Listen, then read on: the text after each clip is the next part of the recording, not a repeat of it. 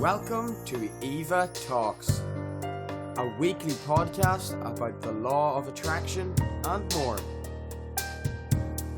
Enjoy today's episode.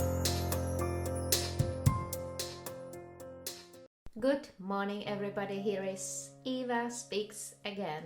Is he or she really a narcissist? Are you curious about this topic? But before I will jump into this topic, let me give you a tremendous thank you for your subscription, for liking my channel, my videos, sharing so that I can make more new videos on this topic.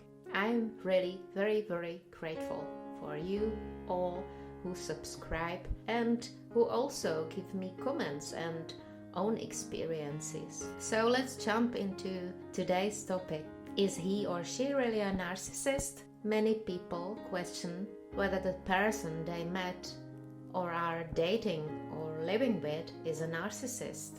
How come there are so many questioning this aspect? It happens because most of us display some narcissistic traits as well, in one form or another, through our lives. After all, there's nothing wrong with believing you are great, beautiful, smart, intelligent, and so on. However, there is a clear difference between normal people displaying these traits, people that can control and are responsible for their behavior, and real narcissists who cannot keep things under control.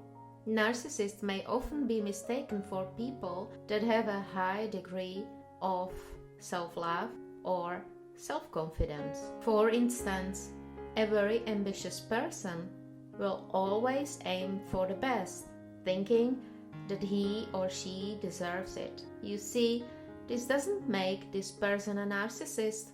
Also, there are people sacrificing their personal life and relationships simply because they want to focus on their career, aiming high in life. Again, you cannot categorize such an ambitious and persuasive person as a narcissist.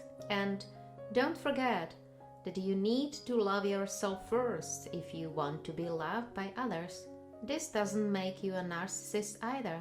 So, how can we differentiate narcissists from people thinking highly of themselves? First of all, you need to remember that narcissism is built on fears and frustrations. Narcissists are afraid to have their weaknesses discovered and are terrified of failing. At its basis, this disorder hides negative feelings and emotions, such as shame, discontentment, and very low self-esteem. So yes, despite all we may believe, narcissists suffer because of this. As you can see, this has nothing to do with having high self-esteem and self-confidence. The previously mentioned negative states and emotions make narcissists blame others to their lack of success and problems.